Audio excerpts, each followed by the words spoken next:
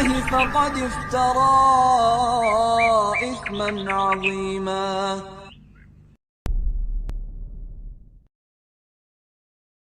Ada 9 manfaat paling tidak saudaraku seiman yang bisa kita dapatkan dari sedekah.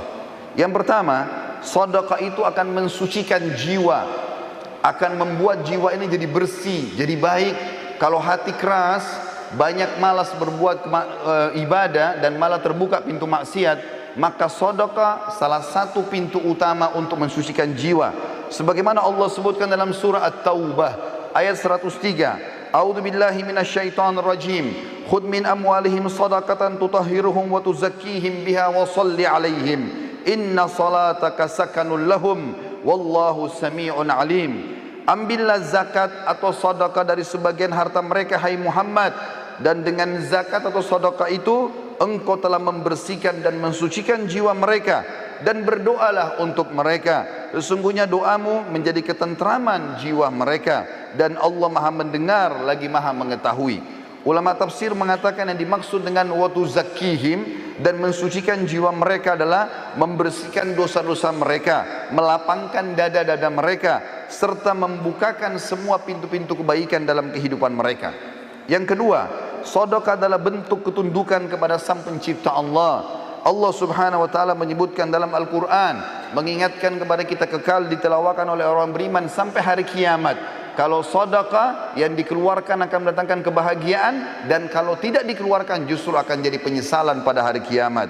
Dalam surah Ibrahim ayat 31 Allah berfirman, A'udzu billahi minasyaitonir rajim. Qul li ibadiyalladzina amanu yuqimus salata wa yunfiqu mimma razaqnahum sirran wa alaniyatan min qabli an ya'tiya yaumun la bay'un fihi wala khilal.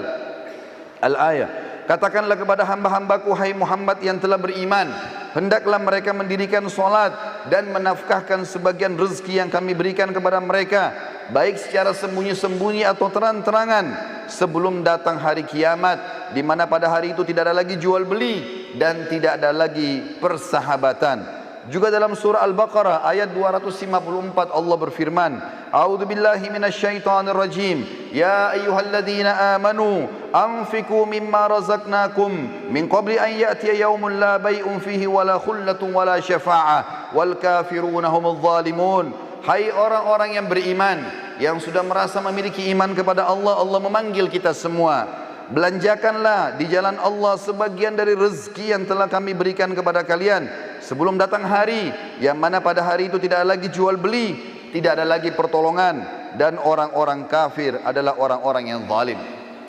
Yang ketiga, seorang mukmin akan terlindungi pada hari kiamat dengan sedekahnya.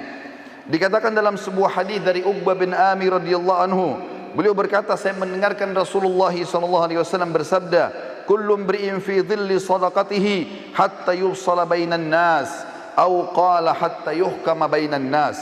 Dan hadis ini disebutkan Ibnu Khuzaimah dan dikatakan sanadnya sahih berdasarkan syarat Muslim, yang artinya adalah setiap orang nanti pada hari kiamat akan dilindungi oleh sedekahnya, di mana Allah Subhanahu wa taala sedang ditunggu untuk mengadili para hamba-hamba, atau kata Nabi SAW, hingga Allah memutuskan di antara manusia. Abul Khair, salah satu perawi hadis ini, setelah membaca dan menghafalnya, maka dia dikatakan oleh para orang di sekitarnya, tidak pernah lewat satu hari pun kecuali dia langsung bersedekah, walaupun hanya dengan sepotong kue atau sebutir bawang saja. Juga dalam hadis lain diriwayatkan Bukhari Muslim, sebagaimana disebutkan hadis yang cukup panjang, ada 7 orang akan dinaungi oleh Allah pada hari kiamat. Tidak ada naungan kecuali naungan Allah. Salah satunya adalah seseorang yang bersedekah dengan tangan kanannya sampai tangan kirinya tidak mengetahui. Artinya kalau tangan kiri tidak tahu, bagaimana dengan orang lain? Dia berusaha selalu bersedekah dan mengejar rahmat Allah dari situ. Yang keempat, sedekah akan menjauhkan dari musibah, cobaan, bahkan kematian buruk. Sebagaimana dijelaskan dalam sebuah hadis diriwayatkan Tabarani dalam kitab Al-Kabir dengan sanad hasan. Kata Rasulullah sallallahu alaihi wasallam, "Sana'iul ma'rufi taqiyu masari as-su' wa sadaqatus sirri tudfi'u ghadabur rabb wa silatur rahim tazidu fil umur." perbuatan baik dan kepatuhan kepada Allah akan menghindarkan diri dari pintu-pintu keburukan.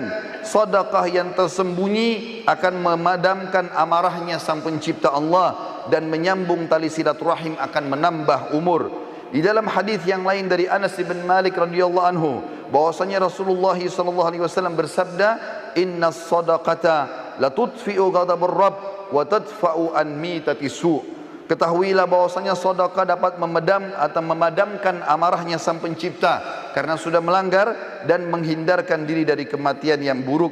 Kata Ibnu Arabi Al-Maliki rahimahullah, hakikat daripada terhindar dari kematian buruk adalah kematian dalam kondisi bermaksiat. Sementara Al-Mubarakfuri rahimahullah mengatakan, Al-Iraqi berkata, secara zahir maksud kematian buruk ialah kematian yang mana Rasulullah sallallahu alaihi wasallam berlindung kepada Allah darinya, betapa atau berupa hancur, jatuh, tenggelam, kebakaran, tergoda syaitan pada saat sedang menghadapi sakaratil maut, atau terbunuh pada saat lari dari kancah peperangan, atau apapun yang merupakan penilaian manusia, itu adalah mati yang buruk.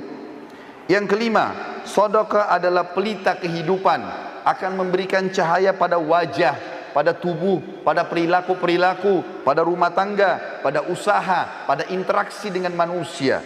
Sebagaimana disebutkan dalam hadis yang sahih diriwayatkan Imam Muslim, kata Nabi SAW, "At-tuhuru syatrul iman, walhamdulillahi tamla'ul mizan, wa subhanallahi walhamdulillahi tamla'ani, au tamla'u ma bainas samawati wal ard, was-salatu nur, was-sadaqatu burhan, was-sabru dhiya, wal Qur'anu hujjatun laka au alaik, kullu nasi yaghdu fabayi'u nafsahu famu'tikuha au mubikuha."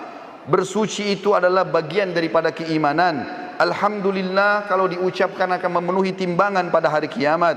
Subhanallah dan Alhamdulillah memenuhi apa yang berada di antara langit dan bumi. Salat itu akan menjadi cahaya kehidupan, sementara sedekah akan menjadi pelita kehidupan. Sabar itu akan menjadi penolong, sedangkan Al-Quran bisa menjadi hujjah terhadapmu atau menjadi penolongmu. Apabila kau meninggalkannya maka dia akan menjadi hukuman bagimu, dan kalau kau mengamalkan isinya maka dia akan menyelamatkanmu. Setiap manusia berusaha untuk menjual dirinya dan menyelamatkannya. Di antara mereka ada yang membebaskan dirinya dengan kebaikan-kebaikan, dan ada yang menghancurkannya dengan kemaksiatan. Yang keenam, sedekah itu bisa menebus seorang muslim dari hukuman Sang Pencipta Allah. Sebagaimana disebutkan dalam sebuah hadis, kata Nabi SAW menceritakan tentang Nabi Yahya alaihi salam. Beliau pernah berkata kepada umatnya, "Wa amurukum bis sadaqah, fa inna mathala dzalika kamathali rajulin asarrahu atau asarahu al-adu, fa awthaqu yadahu ila unuqihi wa qaddamuhu liyadribu unuqah, faqal ana afdihi minkum bil qalili wal kathir, fa fadha nafsahu minhum." Saya memerintahkan kalian untuk bersedekah, karena yang demikian itu seperti seseorang yang sedang ditawan oleh musuh dan mereka mengikat erat tangannya ke lehernya dan dihadapkan untuk dipenggal lehernya. Kemudian dia pun berkata kepada orang-orang yang akan memenggalnya, "Saya menebus diriku dengan seluruh harta yang aku miliki." Akhirnya mereka pun melepaskannya. Nabi SAW telah menyerupakan seorang pemberi sedekah seperti tawanan, lalu sedekah hadir untuk membebaskan dia. Yang ketujuh, Allah akan mengembalikan apa yang dikeluarkan. Sedikit dikeluarkan maka Allah akan berikan besar. Mengeluarkan satu kali sedekah apapun sifatnya, maka pada saat itu minimal balasan Allah 10 kali lipat, bahkan bisa sampai 700 kali lipat dan kelipatan-kelipatan yang banyak. Allah menyebutkan dalam surat Saba ayat 39, A'udzu billahi minasyaitonir rajim. Qul inna rabbi yabsutur rizqa liman yasha'u min ibadihi wa yaqdiru lah wa ma anfaqtum min syai'in fahuwa yukhlifu wa huwa khairur raziqin. Katakanlah hai Muhammad kepada hamba-hambaku, sesungguhnya Tuhanku melapangkan rezeki bagi siapa yang dikehendakinya di antara hamba-hambanya, dan menyempitkan bagi siapa yang dikehendaki. Tapi siapa yang ingin diluaskan rezekinya, maka bernafkahlah di jalan Allah, pasti Allah akan menggantikan, dan dia sebaik-baik pemberi rezeki. Di dalam sebuah hadis yang sahih riwayat Imam Muslim, kata Nabi SAW, Allah berfirman hadis qudsi, "Ya ibna Adam, unfik alaik." Wahai anak Adam, keluarkan dulu di jalanku, maka aku akan berinfak kepadamu. Juga dalam hadis yang lain di mana Nabi SAW menyebutkan dalam hadis Bukhari Muslim, "Ma min yaumin yusbihul ibadu fihi illa wa malakani yanzilan, fayaqulu ahaduhuma Allahumma a'ti mumfikan khalafa wa yaqulu al-akhar Allahumma a'ti mumsikan talafa." Tidaklah suatu hari lewat kecuali Allah menurunkan malaikat dua orang. Yang satu berkata, "Ya Allah, berilah ganti rezeki yang luas bagi orang yang berinfak." Dan yang satu lagi mengatakan, "Ya Allah, berikanlah kebinasaan dan kesempitan hidup bagi orang yang kikir." Yang kedelapan, pahala sedekah tidak pernah terputus dan akan terus dipanen oleh orangnya walaupun dia sudah meninggal dunia. Sebagaimana hadis yang masyhur diriwayatkan oleh Imam Muslim, kata Nabi SAW, "Idza mata ibnu Adam, inqata amalu illa min thalath, sadaqatin jariyah, au ilmin yuntafa'u bihi, au waladin salih yad'u lah." Apabila anak Adam meninggal dunia, maka terputus segala sumber pahalanya kecuali dari tiga, sedekah jariyah.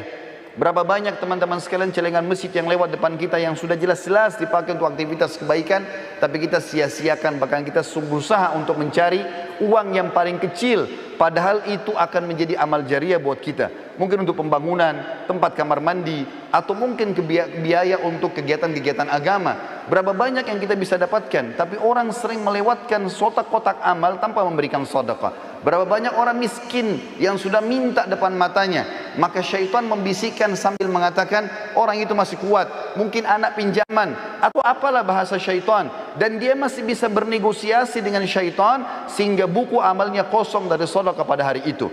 Padahal jelas-jelas itu akan menjadi penyebab bergulirnya pahala setelah dia meninggal. Atau ilmu yang bermanfaat, kata Nabi SAW, atau anak saleh yang mendoakan dia. Dan yang terakhir, saudaraku seiman, yang ke-9 adalah sedekah akan menghapuskan dosa-dosa. Sebagaimana disebutkan dari Muadz bin Jabal radhiyallahu anhu, bahwasanya Nabi SAW bersabda dalam hadis sahih riwayat Tirmidzi, "As-sadaqatu tudfi'ul khati'ah kama yudfi'ul ma'un nar."